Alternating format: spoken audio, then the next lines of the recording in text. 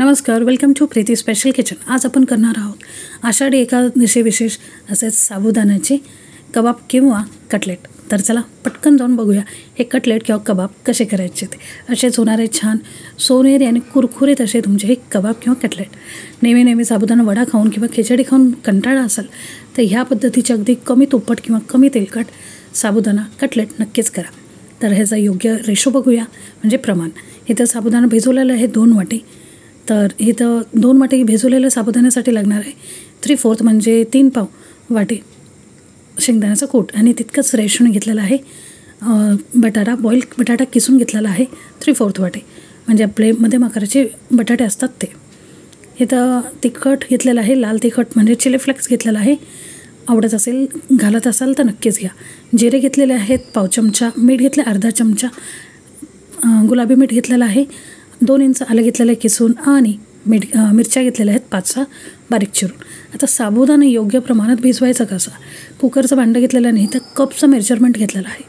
साबुदाणा 1 cup म्हणजे हा पाव किलोचा मेजरमेंट आहे। 250 mlचा हा कप आहे, त्यानुसार मी इथं साबुदाणा भिजवलेला आहे। आता 1 पाव साबुदाण्यामध्ये इथं साधारण 13 मस्त मध्यम आकाराचे आपले कबाब किंवा कटलेट रेडी होतात पाव किलो साबुदाण्यामध्ये। तर चला हे बघा, साबुदाणा घ्यायचा आणि त्याला स्वच्छ धुवायचा। अगदी 2 ते 3 पाण्याने आपल्याला स्वच्छ धुवून घ्यायचं आहे, जेव्हापर्यंत साबुदाण्याच्या वरची पावडर कोटिंग निघत नाही तेव्हापर्यंत। म्हणजे अगदी 2 वेळाही निघू शकते आणि 3 पाण्यानेही निघू शकते। तुमचा साबुदाणा किती पावडर कमी आहे त्याच्यावरती डिपेंड करतं। आता इथं मी एकदा धुतलेला आहे तरी ते पाणी स्वच्छ आहे।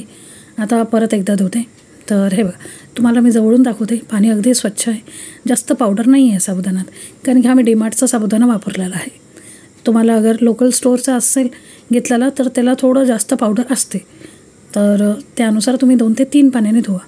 2 पाण्याने धुतला तर हे लास्ट मी आता पाणी भिजवण्यासाठी घेणार आहे तिसऱ्यांदा। ह्याच्यात पाणी नाही।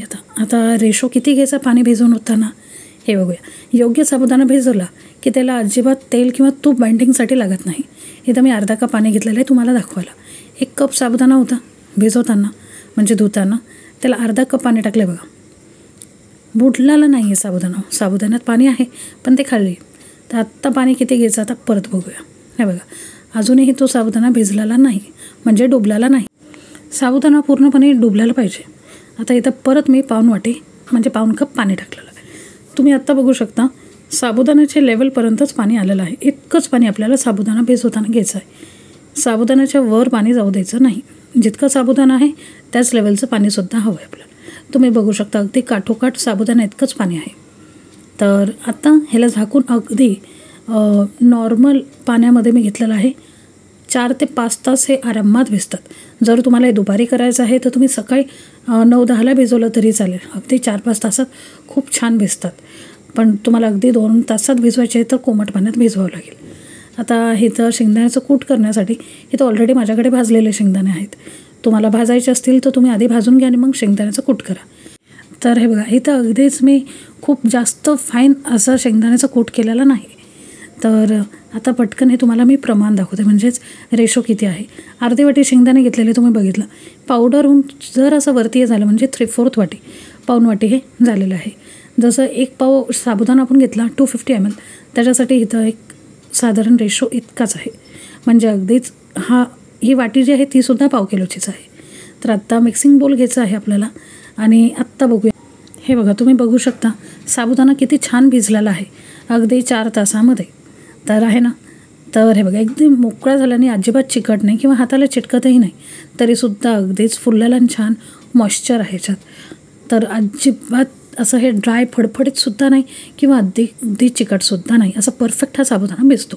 जितकं हवं तितकं मॉइश्चर पण आहे आणि अगदीच चिकट किंवा अगदीच पाणी सोडलेलं नाही। आता पटकन आपण ह्याला इन्ग्रेडियंट मिक्स करूया। शेंगदाण्याचं कूट टाकला, मग जिरे टाकले, चिली फ्लेक्स टाकले आणि गुलाबी मीठ टाकलं।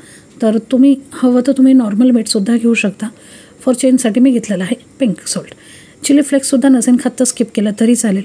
आणि आता ह्याला ड्राय इन्ग्रेडियंटला आपण छान मिक्स करून घ्यायचं आहे। चिली फ्लेक्सच्या ऐवजी तुम्हाला काळे मिरे आवडत असतील किंवा खात असाल उपवासाला तर काळ्या मिऱ्याची पावडर घेतली तरी चालेल।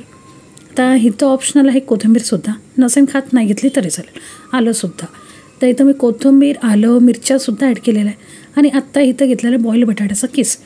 बटाटा कधीही साबुदाणा वडा असेल किंवा साबुदाणा कटलेट असेल त्याच्यासाठी बटाटा किसून घ्यायचा आहे. कारण की चंक्स असल्यावरती साबुदाणा वडा किंवा साबुदाणा कटलेट तुटू शकतात. त्यामुळे किसून घ्यायचा कधी पण बटाटा. आता बटाटा किसल्याने काय झालं ह्याच्यात की मॉइश्चर रिलीज झालं. बटाटा किसलेला असेल तर छान मऊ शिजलेला बटाटा त्यालासुद्धा मी किसून घेतलेला आहे. आणि मस्त याची अशी बाइंडिंग करून घ्यायची. ह्याला मळत बसायचं नाही किंवा अजिबात ह्याला बाइंडिंग करताना तेल, तूप किंवा पाण्याचा हात लावायची गरजच नाही. बस ह्याला एकजीव करायचं सगळे मसाले आणि ह्याला पटकन असं रोल करायचे. हे बघा अगदी असं कबाब किंवा कटलेटच्या आकारात ह्याला मी रोल केलेलं आहे. असं थोडा रोल पण चेंज केला तुम्ही, थोडं डिझाईन थोडी चेंज केली तर अगदीच खूप छान हे चवीलासुद्धा बदलाव आणतो. एक जसं मी म्हणते की शेप डझंट मॅटर, पण कधी कधी शेपसुद्धा मॅटर करतं. आणि नेहमी एका पद्धतीने अगर आपण खाऊन बोर झालं असाल किंवा तेच ते खाऊन, आणि मेन म्हणजे ह्याच्यात विशेष आहे की आपण ह्याच्यात कुठेही एक थेंबही पाणी किंवा तेल किंवा तुपाचा वापर केलेला नाही बाइंडिंगसाठी. त्यामुळे हे अजिबात तुम्हाला तेलकट किंवा तुप्पट लागणार नाही. घशाला अजिबात हे चावल्यासारखे होणार नाही. कारण की बऱ्याच वेळ काय होतं आपण साबुदाणा वडे खातो तर आपण बाइंडिंगसाठी तेल किंवा तुपाचा हात लावतो. ते अजिबात तुम्हाला करायची गरज नाही. ते बघा किती पटापट हे जे रोल झालेले आहेत तुम्ही बघू शकता. आता पटकन इथं ते रोल मी करून घेतलेले आहेत 4 सध्या, ते टाकते. मग बाकीचे आपण करत जाऊ. तर एका बाजूला मी लगेच तेल ठेवलेलं आहे. तेल छान कडक होऊ द्यायचं. मग आता इथं आपण तेल छान कडक झालेलं आहे आणि आता इथं लगेच कटलेट जे आहे आपले 4 ते टाकूया. फटाफट हे 4 कटलेट होतपर्यंत मी बाकीचेही करून घेते. आता एक बॅच घेताना तर इथं एक सावधानी घ्यायची आहे. मी तुम्हाला दाखवण्यासाठी जाणून बुजून करत आहे. तर हे बघा लगेच इथं टाकलं आपल्याला चमचा हाताळायचा नाही. ह्याला काय होतं की एखादासुद्धा साबुदाणा वडा फुटला तर आपल्याला ॲक्सिडेंटली तो आपल्या अंगावरती उडू शकतो. तर इथं हे खिळायचं नाही, म्हणजे लगेच ह्याला हाताळायचं नाही. तर काय होतं की जसं साबुदाणा आता मी जरासा तोडलेला आहे वडा, तो मुद्दाम तुम्हाला दाखवण्यासाठी. तर अगदी 5-10 सेकंड होऊ द्यायचे, त्याला सेटल होऊ द्यायचं. मग त्याला तुम्ही चमचा हाताळू शकता, म्हणजे अलटीपलटी करू शकता. लगेच टाकल्या त्याला चमचा स्पर्श करू नका. थोडं रिस्की असू शकतं हे, थोडं काय बरंच रिस्की असू शकतं. त्यामुळे ह्याला कृपया करून ही रिस्क घेऊ नका. 5 ते 10 सेकंडसाठी थोडंसं धीर धरा आणि मग ह्याला चमचा लावू शकता, अलटीपलटी करू शकता.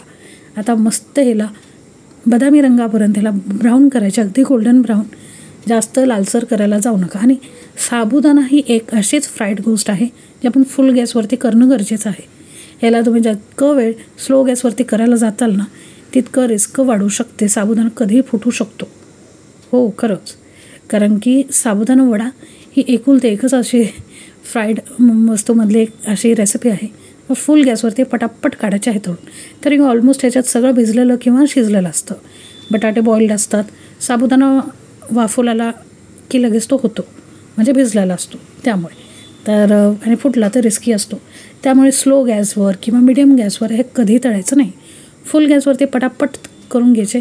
तुम्ही बघू शकता किती छान असे टपुरे असे हे साबुदाणा कटलेट किंवा साबुदाणा कबाब आपले रेडी आहे. असं मी सगळेच करून घेतलेले आहे. तर चला आत्ता पटकन जाऊन हे खायचं कशासोबत तेही सांगते. मी तर इथं दह्यासोबत एन्जॉय करते. साखर दही मिक्स करून आपण हे एन्जॉय करू शकता किंवा साखर मीठ टाकून तुम्ही एन्जॉय करू शकता साबुदाणा कटलेट. किंवा तुम्हाला चटणी आवडत असेल तर चटणीसोबतसुद्धा एन्जॉय करू शकता. जी तुम्ही उपवासाला चटणी खाता अगदी ती. किंवा तुम्ही जर ह्याला असंही खाल्लं ना तरी अगदी भन्नाट लागतात.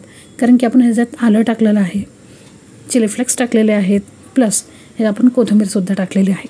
आता हे सगळं जिरे, चिली फ्लेक्स, कोथिंबीर किंवा आलं नाही टाकलं तरीही चालेल.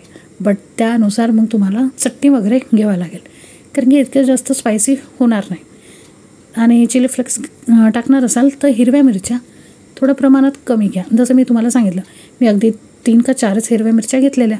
आपली चटपटीत असे मस्तपैकी साबुदाणा कटलेट किंवा साबुदाणा कबाब रेडी आहे. एन्जॉय करा दहीसोबत.